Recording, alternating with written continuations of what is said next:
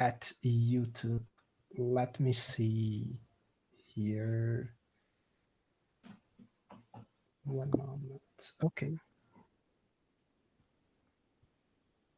Okay. Let me check one thing here.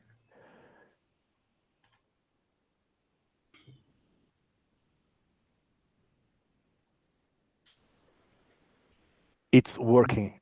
However, it's on now. We have to roll back a little. Sorry. Yes. Chris, Sorry, we are really sorry about that. Oh, no, that's quite all right. Hopefully it will be better the second time around. Okay, can we start again, Chris?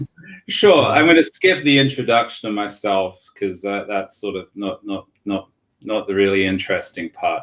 So what I want to talk about first is why patterns and why a pattern language in general, and also why a pattern language for microservices. So back in 1986, Fred Brooks, famous computer scientist who among many things wrote the book The Mythical Man Month, coined the phrase, there's no silver bullet in software engineering. In other words, there's no technology or a technique that will give you a dramatic and order of magnitude improvement in how you deliver software.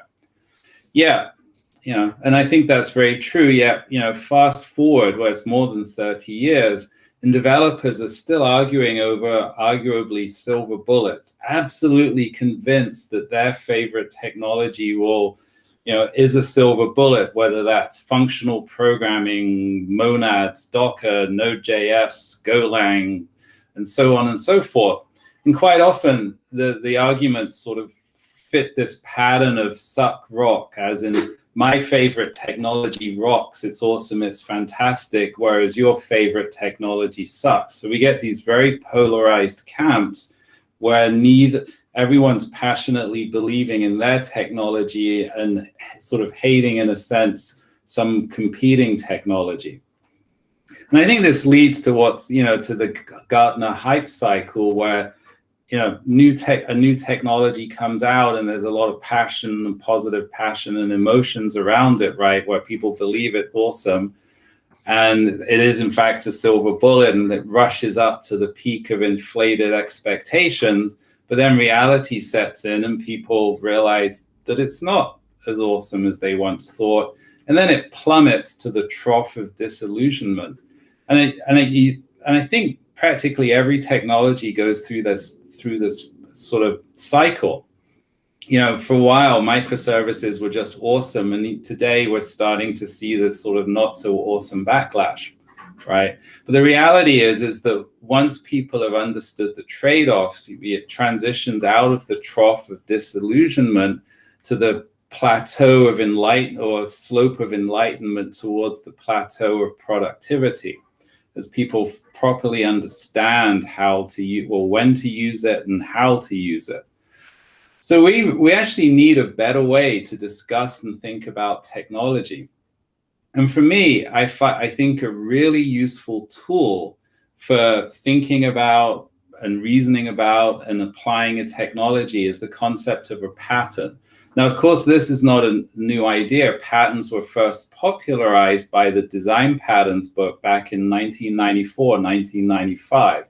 That was a collection of object-oriented design patterns. It turns out that patterns are useful in a vast range of domains, both technical and non-technical. And in a nutshell, so a pattern is a reusable solution to a problem that occurs in a particular context. So that's sort of a very sort of short summary of it. It's a little more nuanced than that. In particular, the pattern describes the consequences of a solution, its benefits and drawbacks, both the good and the bad. And that's actually what makes patterns especially valuable. So if we look at the structure of a pattern, it's this. A pattern describes the context within which you're trying to solve a problem. So that's the situation, describes the problem that you're trying to solve, right? And the idea is, like, in one context, you might solve it one way, but in a different context, a completely different pattern could apply. It describes the forces. So those are the issues or the requirements which you have to resolve. And sometimes they're conflicting. So you end up having to decide, evaluate the trade-offs, in other words. There's the solution. So that's, that's the key part, right? Problem, solution. And then there are the consequences.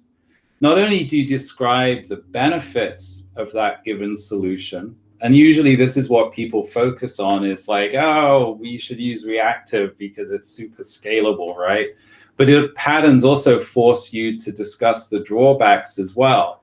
Like, my code is really complicated if I use reactive programming, right? Just using that as an example. And then not only that, the pattern also describes the issues, which is another word for sub-problems that using that pattern now creates. And what's more, it also points you to the patterns that can be used to solve those issues. So this is one really interesting way that patterns are related to one another. So it's like, yeah, you can use the microservice architecture, but one of the problems you got is now, one of the issues is, well, services need to communicate, and then there are various inter-service communication patterns. So that's really such a powerful idea. And then not only that, a pattern should point to alternative patterns, which are patterns that are other ways of solving the same problem.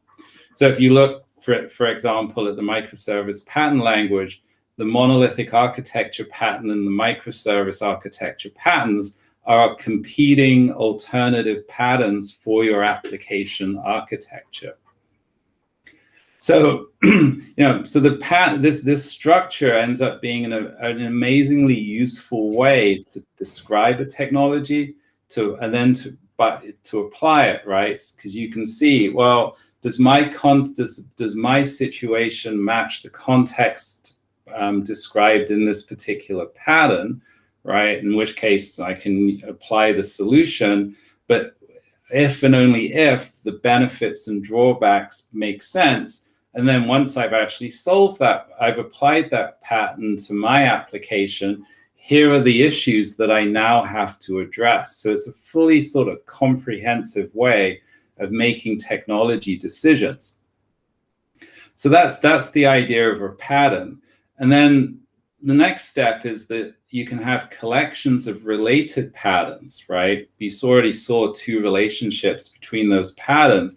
You have what's known as a pattern language.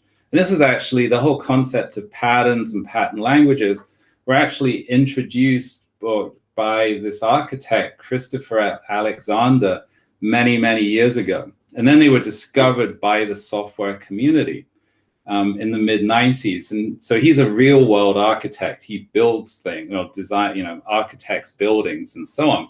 And he was quite surprised in, I think, 1995 to be invited to Keynote at the OOPSLA software conference.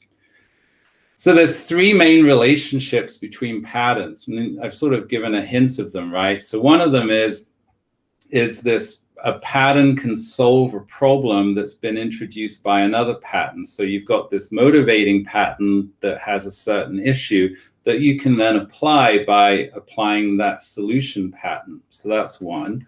There's also the alternative solution relationship between two patterns. They are alternative ways of solving the same problem. Then finally, there's a sort of specialization relationship where you can have a generic pattern that is further refined by a more specific pattern. And so that's what I ended up creating. I created for the microservice architecture this pattern language. And I think I first published it back in 2014 at microservices.io. And there was just three patterns: monolith, microservice architecture, and API gateway. And then over the years, it's sort of gradually expanded to have more patterns. So if we look at what's going on here on the left are the architecture patterns, like the top level decision. Should I have a monolithic architecture or should I use the microservice architecture? And then there's trade-offs with each, obviously. And then on the right are all of the patterns that solve the problems that are then introduced by using the microservice architecture. So there are patterns that can guide you in actually identifying and defining the services. So that's obviously the key part of the microservice architecture, is what services should we have, what's the responsibilities of each service, and then sort of how do they collaborate. Then there's a whole bunch of patterns that I've sort of labeled here as reassembling, but they are the patterns that enable the services to collaborate. And I'm going to talk more about one type of those, the data patterns, later on in this talk, but there's a whole bunch of patterns around inter-service communication that's sort of more fundamental at a lower level. And then there's also testing patterns for actually verifying that your services can actually communicate. They agree on the client and the server. The client service and the provider service actually agree on what the API is. And consumer-driven contract testing is one key pattern there. And then there's a bunch of sort of operational patterns, like infrastructure patterns, like, well, how do I deploy my services? Do I use VMs, containers, serverless? There's trade-offs there. How do I observe my services at runtime so that I can diagnose and troubleshoot problems? And there's a collection of observability patterns.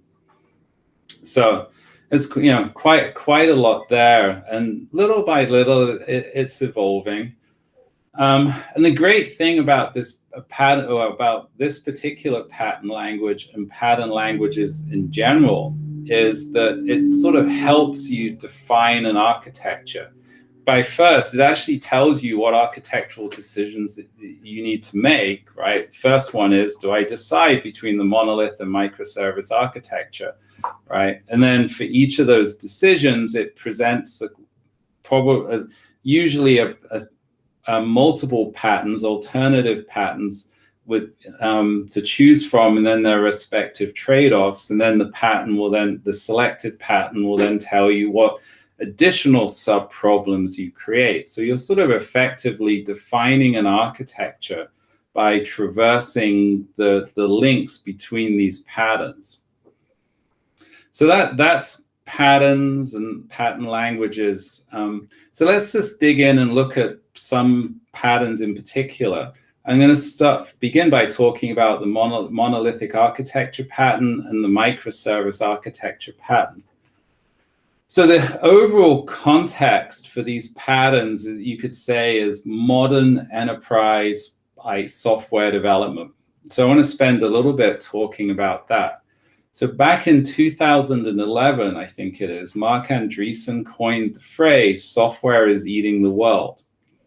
And what he meant by that is that businesses, the products and services provided by businesses are increasingly powered by software. And it doesn't really matter what industry you're in. Now, obviously, some industries are clearly technology heavy, right? Like you could say video streaming, right? I mean, that's sort of 100% technology in a sense. But even if you're an airline or a mining company, software ends up playing a key role. So that's point number one. Another key issue is that the world in which we live is increasingly volatile, uncertain, complex, and ambiguous, or just generally dynamic, right? So if we think back 18 months ago, who would have known that we would have spent the past year and a bit sitting at home because of a pandemic, right? And COVID turns out, sadly, to have been like a ultimate disruptor of life in general, and actually IT in particular. But what this means is, you put those two facts together. I mean, first, the volatility of the world means that businesses need to be much more nimble, agile, and innovate faster in order to stay competitive. And because their products and services are powered by software, that means that IT needs to deliver software rapidly, frequently, reliably, and sustainably. So we as software developers just need to be able to deliver working code at a much more rapid pace. And how you do that is accomplished using what I call the success triangle. You need to have the right process, which is basically DevOps, which embraces continuous delivery and deployment. And you could add into that lean methodology as well. You need to have the right organization, which turns out to be a network of small, loosely coupled, cross-functional, empowered, long-lived product teams. And then you need an architecture and sort of more generally a technology stack to enable all of that. So what kind of architecture do we need?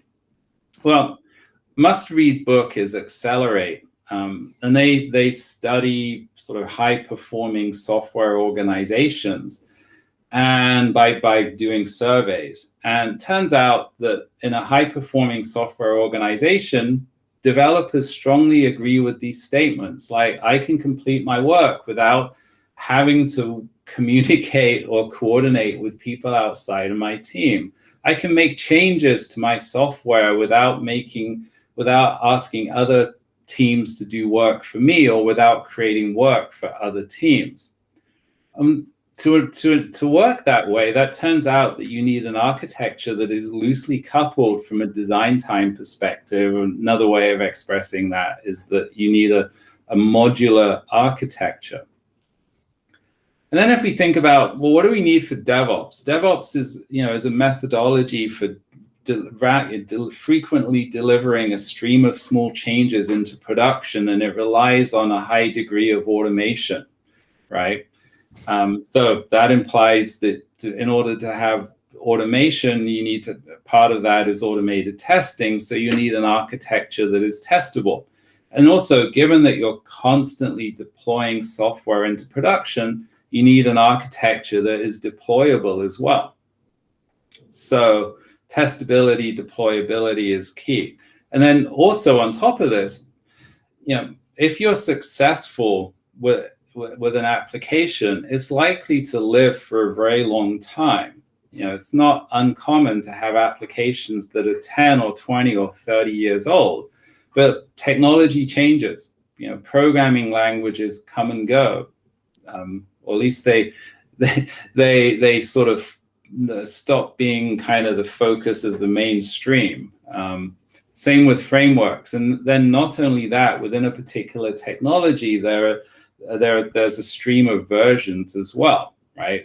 For a long time, we were just stuck on Java 8. And now what's on the way? Is it Java 17? I've sort of lost track, right? So we've got these long-lived applications, but at the same time, technology is changing. It's constantly evolving. And so in order to stay current, which I think is a key goal, if for no other reason than to be able to apply security patches, right? That means we've got to be able to upgrade the application technology stack. And in a large complex system, it's usually too expensive to do, upgrade everything in one go. It will just take too long. You need to be able to do it incrementally, like one piece at a time. So that requires another form of modularity where different modules have their technology stack hidden behind an API. And I also refer to this as evolvability as well. So if I was to put this into pattern form, right, context is IT must deliver software rapidly, frequently, and reliably because the world is increasingly dynamic. The problem is, what's the architecture we need to support this? And then there's a collection of forces, right? Testability, deployability, modularity, and evolvability. And then I added simplicity on here because in general, whatever we build should be as simple as possible, yet no simpler, right? So we don't want to build overly complex architectures. So, okay, so that's the context, the problem, the forces. Now, what are the solutions? So one solution, right, is the monolithic architecture. And that's basically where your system or application is a single executable component. So in Java, that would be a WAR file or an executable jar file. And there's a variation of that where you could actually have multiple executable components, but they're tightly coupled, usually through a database. So they're effectively one thing. So in the example in my book, right, I have this food to go application. So this was actually in my book, POJOs in Action. It was, written in 2006. It had a monolithic architecture, and it would have looked like this, right? Where logically it was layered and modular, but everything was packaged up as a WAR file talking to a single database. So that's your monolithic architecture, which I'm sure we're all familiar with. And from a sort of development deployment perspective, you got multiple teams committing to the same code, source code repository with an automated build pipeline that's building and testing and push and deploying into production. So at some level, kind of simple, right? And that in a sense is the biggest benefit of the monolithic architecture, is that it's sort of simple, right? We're not building a distributed system, unlike with microservices. That means that we can use regular ACID transactions that we're very familiar with and are a very simple yet powerful programming model. And all of the communication between the parts of our application are just local method or function calls. And then from an operational perspective, there's just one application in production. So that's kind of simple. And there's probably a few other benefits as well. But, but there's a bunch of drawbacks. So one is, that applications have or a key thing is that applications have a habit of growing. Over time, they just get bigger and bigger and bigger because they live a long time. And you can end up with a very large code base that can just overwhelm developers. You have a single technology stack. You can't incrementally upgrade the technology, right? It's a big bang upgrade. Teams can't deploy their changes independently. If you're developing in a domain that's heavily regulated, like healthcare, those regulations apply to your entire application and can actually slow down development. You can't say do traditional DevOps practices for healthcare applications. Also, the sheer size of the application can slow down your deployment pipeline, right? Given that our goal is to be able to deploy frequently. I didn't mention this earlier, but one goal is to be able to, the time from commit to deploy should be under 15 minutes. You're going to have problems meeting that goal with a very large, complex application. The deployment pipeline could literally take hours. And then also you have pretty poor fault isolation. Everything is running within one process. So say a memory leak in one module can impact everything. So that's a challenge. Now there are some issues, and then on top of that, there are sort of these various issues that you really need to address, like how to enable many developers to frequently commit their code changes into the application. How do you improve productivity by, one way part of that is by enabling a developer to just work on one part of the application and not have to check out the whole thing. And more generally, how do you enable the teams to work together or work independently without constantly coordinating and so on? And then also, how do you make the deployment pipeline go faster? And those are actually a whole other talk, right? But there are some technologies that you can use. So one key one, right, is having a modular monolith where you could actually, and I'll show a picture of this in a minute, but the monolith is actually broken up into separate modules, each with its own deployment pipeline. You can accelerate the build using parallelization. You can coordinate developers merging their changes in with a merge queue. Though interestingly, the merge queue and the parallelization require you to throw a lot of complex technology at the problem, which I think, some large companies end up having PhDs work on their build systems, which is a terrible waste of brain power, right? Your build system should not really be a research topic. I mean, it's very much undifferentiated heavy lifting. But if you apply the modularity concept, and that can help, that can enable the monolithic architecture to be used for for much larger applications than a sort of non-modular monolith, right? And that's where you have each team committing to a code repository which has the deployment pipeline for their code. And then there's a deployment pipeline that actually assembles the pieces, assembles and creates the final application, and then runs the tests against that. Though sadly, that final stage can itself be quite time consuming, right? Remember, the goal here is a 15-minute lead time, and some applications can take almost that long to start up. And if that's part of your testing and deployment, it's going to be challenging to meet the 15-minute lead time. So at some point, it's likely that an organization will outgrow its monolithic architecture, and that's when the microservice architecture becomes relevant. It's an architectural style that structures an application as a set of deployable or executable units, which we call services, right? So each service is a WAR file or an executable jar.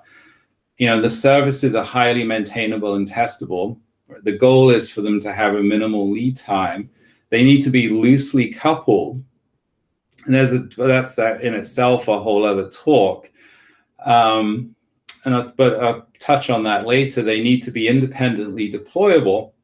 They're typically organized around business functions or business capabilities. And then each service is typically owned by a small team.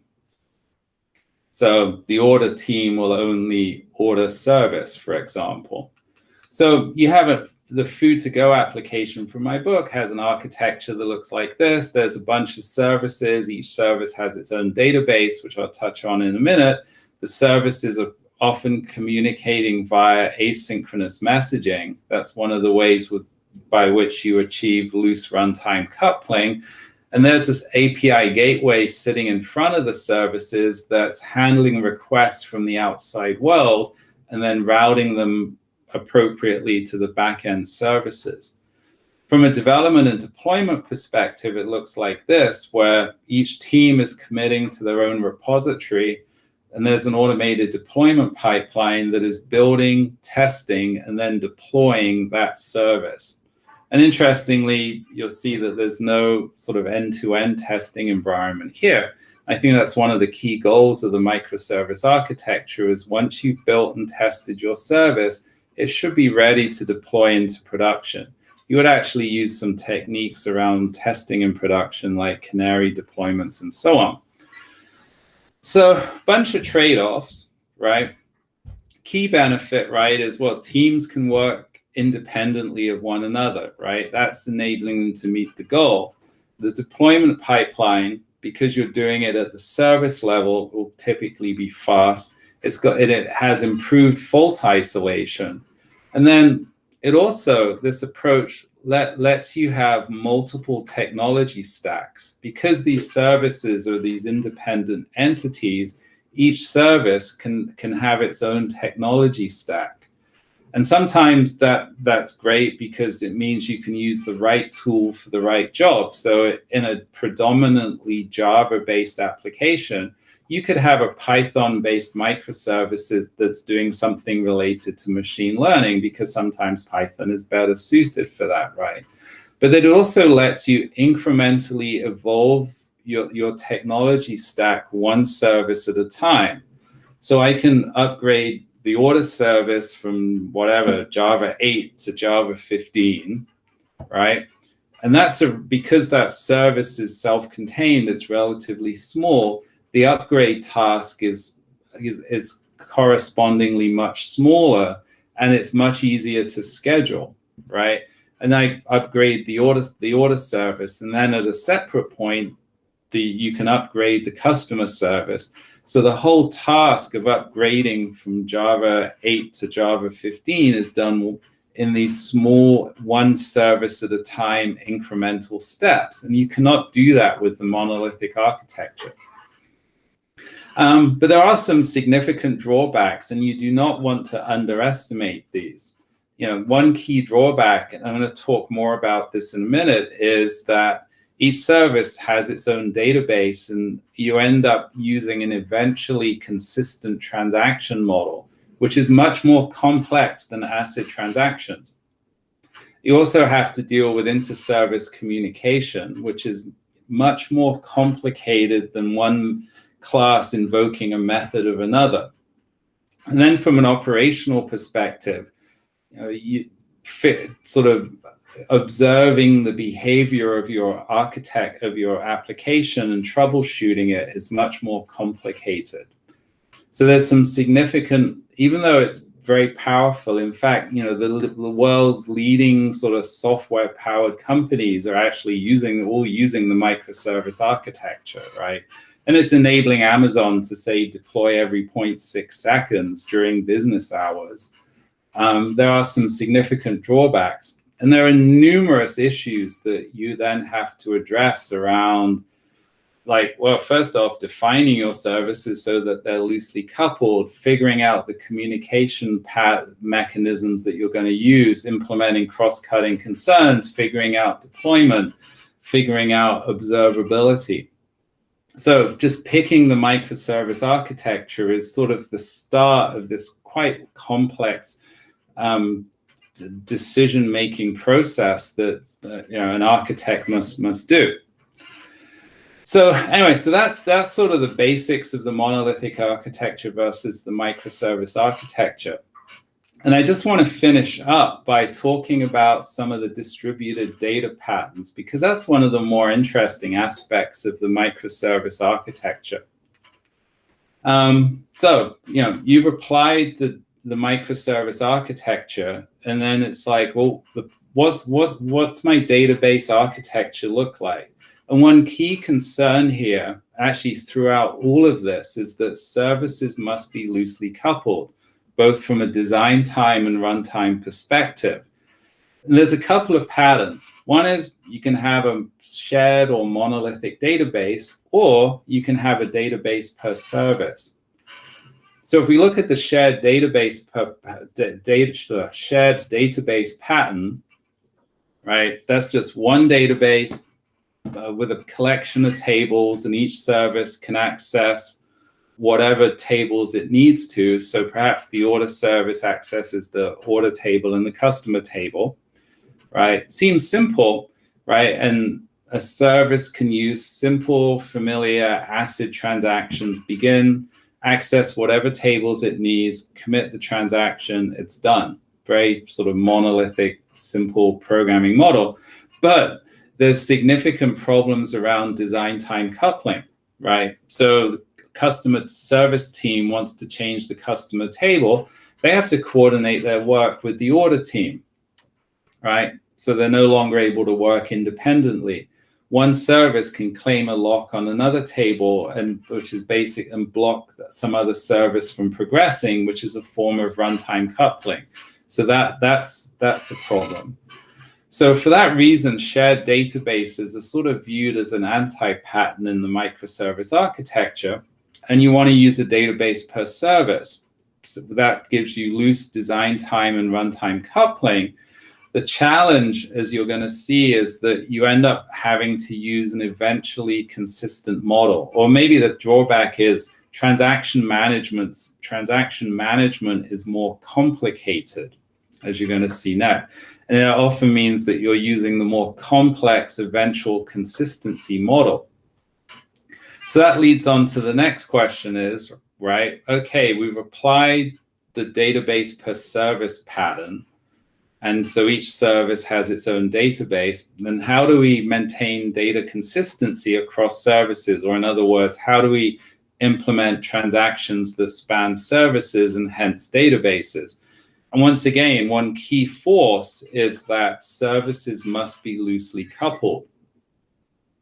And there's two patterns here: two-phase commit, the traditional distributed transaction mechanism, or sagas, which is an eventually consistent approach. They are alternatives to one another. So if you think about two-phase commit, that gives you ACID transactions, but the drawbacks are tight runtime coupling, all of the participants have to be available in order for the transaction to commit. And that's very undesirable in a microservice architecture. Also, if the transaction coordinator fails, recovering from that can be kind of tricky. And then lastly, not all databases support two-phase commit. So you have a problem getting it to work with, especially a lot of modern databases. Relational databases is not really an issue.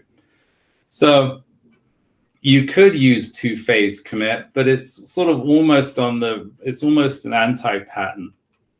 And instead, what you should use is the Saga pattern, which is where you have a sequence of local transactions that are coordinated by the services exchanging messages or events. So something happens in one service, it then publishes a message, which then triggers another action in another service, which publishes a message, and so on. And the benefit of this is that you have loose runtime coupling, right? So the order service can get something done without waiting for a response back from the customer service. But the downside of this is that you have all of the complexity of eventual consistency. There's now multiple transactions instead of one transaction. And from a technical perspective, there's a lack of isolation, right? Things eventually become consistent, but there's a lack of isolation between multiple concurrent transactions. So that's more complex. It's often quite doable. That's the good news. And then similarly, it's like, well, if we have a database per service, how do we implement queries that span services? And I guess there's a third sort of almost anti-pattern, which is some kind of distributed query mechanism, right? Kind of like sort of the analogous to two-phase commit. But once again, a key force is that the services must be loosely coupled, and so sort of a traditional distributed query is not an option. And there's two patterns to choose from: API composition, which is where you have an API composer that implements the query by issuing subqueries against the services that own the data and merging the results together. That pattern is quite simple, but it actually involves runtime coupling, so there are potential issues around availability. Also, it can be implementing some queries this way can be inefficient due to lots of round trips or large amounts of data being transferred over the network to the API composer. And then also, it doesn't give you a transactionally consistent view of the database or databases because there's no one single transaction. That's a drawback of both this pattern and the Cqrs pattern. And the way that the Cqrs pattern works is that you maintain a replica of the data in a database using a schema that is designed specifically to efficiently implement one or more queries. So in this case, there's this order history service that implements the find order history query, and it has this replica database, and that replica is kept up to date by subscribing to events that are published by the services that own the data when their data changes. So the order service is emitting order events like order created, order approved, order canceled. That's then triggering updates in the order history view database. And other services like the delivery service are also issuing similar events as well. So this is good because there's no runtime coupling. Another benefit is that the queries are implemented efficiently because the order history view database has a custom schema designed specifically to implement those queries. The drawbacks are you have the cost and complexity of replication, which depends on how much data you're replicating and so on. And then yet again, you do not have a transactionally consistent view of the data, which is just an inherent issue when you've partition data across two different databases. Anyway, so hopefully this has given you a sense of, you know, how to apply this pattern language. You know, and essentially you know, when you're defining a microservice architecture, you're following these relationships between the patterns and just solving one problem after another by applying a pattern, which introduces sub-problems, which then requires you to apply other patterns and so forth. So that's my talk. Yeah, so in summary, right, patterns and pattern languages are a great way to think about, discuss, and choose technology in general. And they're also, you know, specifically in the case of microservices, a good way to sort of make reasonable decisions around the microservice architecture. First, to decide whether to use it or not, right? Whether to use the monolithic architecture or the microservice architecture. And then once you've done that, the pattern language helps you use the microservice architecture effectively. So that's my talk. Thank you for listening, and I hope that you found it useful.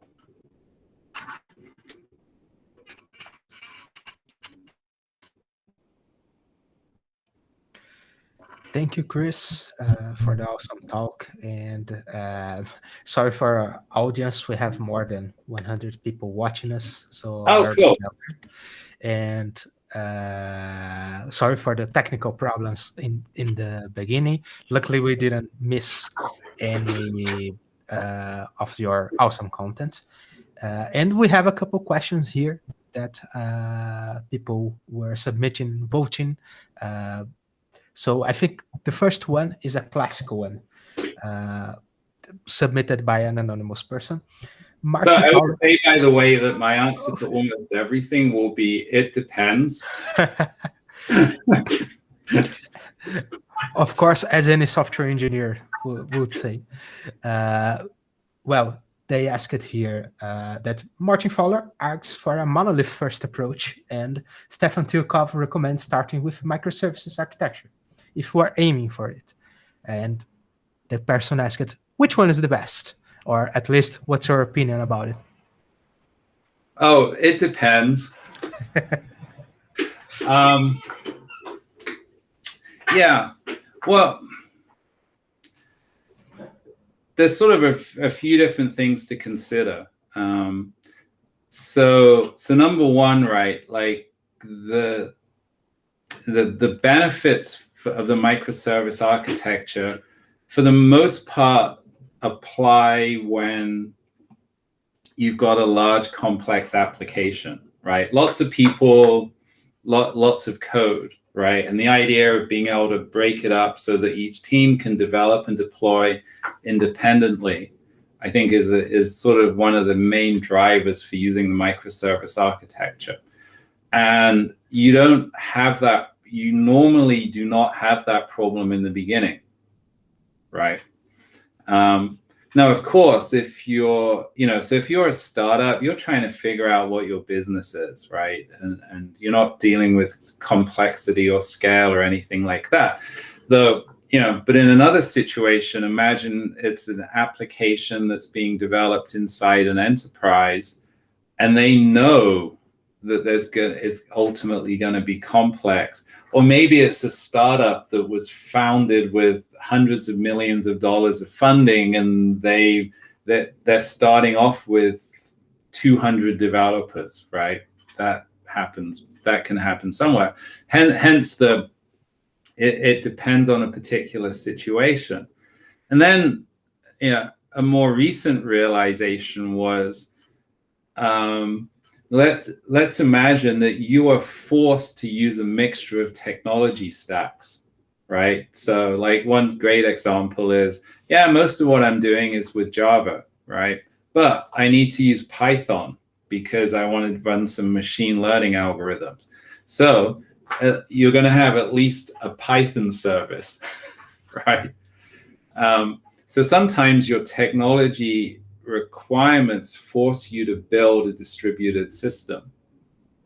And then another one that is really interesting is, let's imagine that you're building a healthcare application, and then there are regulations around literally how you develop, test, and deploy healthcare software.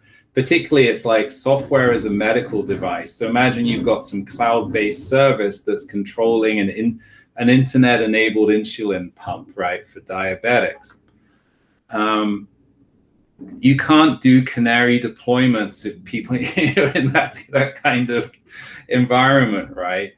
Yeah, say if it's like some appointments, but then there are other parts of your application that are say appointment scheduling, right? So it's not really controlling patient health. You probably could. So there would be huge value in splitting your system apart into a regulated part that you have to follow certain ISO standards for, and the non-regulated part where you can do DevOps, right? So that's, you know, so yet once again, it depends. Yes, well, both requirements and the technological circumstance can influence for that. We have one question from one of our students that asked, is function as a service the final step of microservices? Are there cases where microservices can never be stateless, or other limitation to serverless adoption? This is a question by Rodrigo.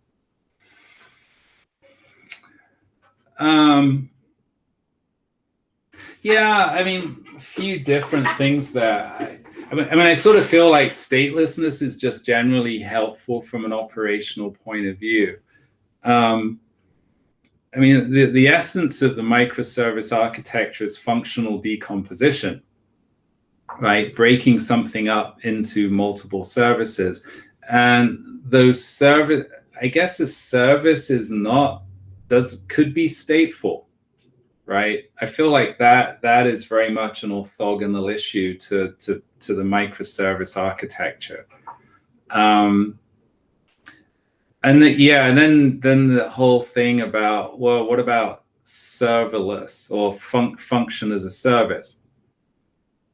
So what I find interesting about that is, yeah, if you go read the cloud vendors documentation, it sort of, they treat each, well, I'm going to say Lambda function, because I'm most familiar with AWS, as this standalone entity, right? And it kind of sort of implies that each of these lambdas should be developed and tested independently of one another, which makes you think that they should be fine-grained services, right? But then that ends up not making a whole lot of sense, right? Because you could have a lambda that's like creating an order, another lambda that's updating an order, and a third that's canceling an order, right? Those don't make sense as standalone things, right? They are in fact part of a much larger order service. And so I tend to basically view Lambda functions as basically the endpoints, the REST endpoints of a much larger service. And so you end up building, testing, and deploying the service, which then ultimately ends up deploying a whole bunch of lambdas in one go, and not thinking about lambdas as individual things, unless you just happen to have a really simple service that's only got one endpoint, right? In which case there is a one-to-one correspondence between lambdas and services. Awesome.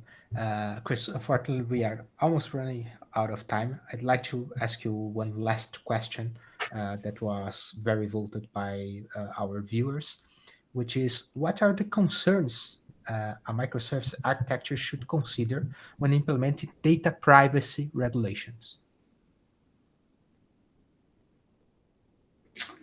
Well, I mean, I feel like that's kind of a complex topic, right? I mean, maybe the key issue is, you could say sensitive customer data in a monolith is like, well, there's one database where that information lives.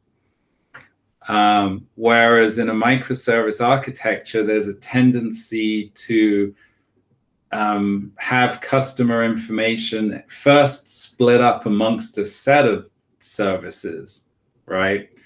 And then second, that you might end up replicating the data with, say, the Cqrs pattern or something like that. And so, in other words, customer data could potentially be scattered around the system. And then I think about it like in the context, I don't know, GDPR. It depends what you mean by customer privacy, right? But like you want to forget someone, then either you have to carefully keep track of where the data is, or if, which maybe is slightly risky, or you actually really do centralize it in one place, but then there's a risk of introducing design time and runtime coupling upon that central repository. So you have to make some careful trade-offs there. Awesome. Well, Chris, thanks for your time, the awesome lecture, and for the questions. We had other questions, but unfortunately, we just can hold it here.